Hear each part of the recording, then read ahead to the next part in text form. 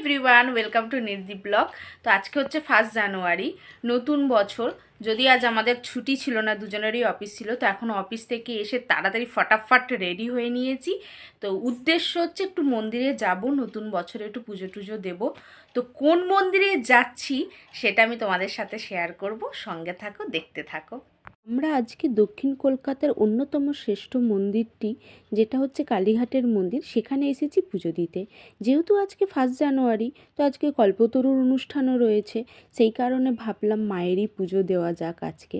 তো আসার পরে দেখছি যা ভিড়, দেখেই তো ভাবলাম অনেক টাইম লাগবে পুজো দিতে। তো ঠিক আছে, মাকে ডেকেই সামনের দিকে এগিয়ে গেলাম। আর এই যে দুপাশারি হচ্ছে স্কাইওয়াকের রাস্তা, কিন্তু আমরা নিচটার দিকেই হেঁটে গিয়েছিলাম।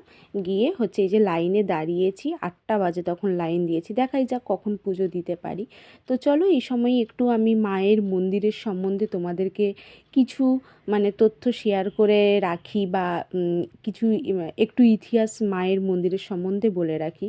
তো এই মন্দিরটি প্রতিষ্ঠা হয়েছিল 1809 সালে জমিদার সাবন্য রায়চৌধুরী এবং সাবন্য রায়চৌধুরীর বংশধর শিবদাস রায়চৌধুরী এবং তার পুত্র রামলাল এবং লক্ষ্মীকান্ত প্রতিষ্ঠা করেন এই আজকের কালীঘাট মন্দিরটি।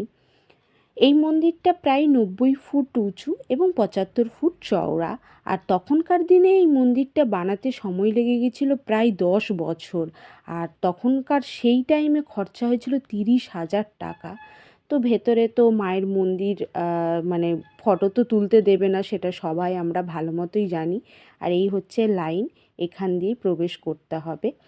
তো ভেতরে এই যে এখন আমরা দাঁড়িয়ে গেছি ডালা নিয়ে পুজো দেব বলে। মায়ের যে মূর্তিটি রয়েছে সেটি প্রায় 5 ফুট উঁচু। আর আমরা তো সবাই জানি, প্লাস দেখেওছি, যে মায়ের পুরো মূর্তি সোনার মূর্তি। এখন আমরা মন্দিরের ভেতরে প্রবেশ করেছি। আর এই মন্দিরের সর্বপ্রথম যারা যিনি বা যারা প্রতিষ্ঠা করেছিলেন, তারা হচ্ছে আত্মারাম ব্রহ্মচারী এবং ব্রহ্মানন্দ গিরি।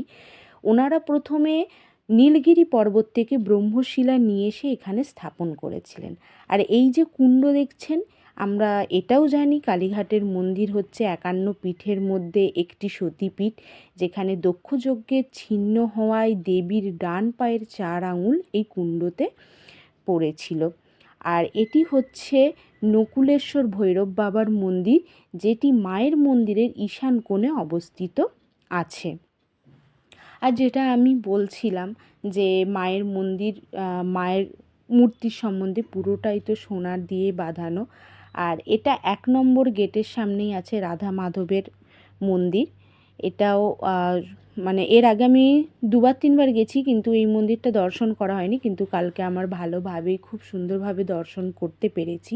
প্রচুর ভিড় ছিল, হাজার হাজার মানুষ এসেছে, প্রায় 3-4 ঘন্টা লেগে গেছে লাইনে। আর খুব ভালোভাবে দর্শনও করলাম, পুজোও দিলাম। আর পুজো দিতে দিতে প্রায় রাত্রি 10টা, সাড়ে 10টা বেজে গেছিলো। আর মায়ের মন্দিরের সম্বন্ধে যদি আরও কিছু ডিটেলসে জানতে চান, অবশ্যই কমেন্ট করবেন। ভালো লাগলে অবশ্যই ভিডিওটা শেয়ার করবেন, তাহলে আমি একটা পুরো ডিটেলসে ভিডিও একটা বানাবো। আর এই যে স্কাইওয়াকের সামনেই মায়ের মন্দিরের একদম মায়ের মূর্তি, মন্দির না, মায়ের মূর্তিটা খুব সুন্দর করে বানিয়েছে, লাইটিং দিয়েছে, খুব সুন্দর লাগছে দেখতে। রাত্রি 10টা বাজে, রাস্তাঘাটের এরকম অবস্থা, আর কি কুয়াশা! যেটা ওই যে পাশেই রবীন্দ্র সরোবর লেক, আমরা তার পাশের রাস্তাটা দিয়ে যাচ্ছি।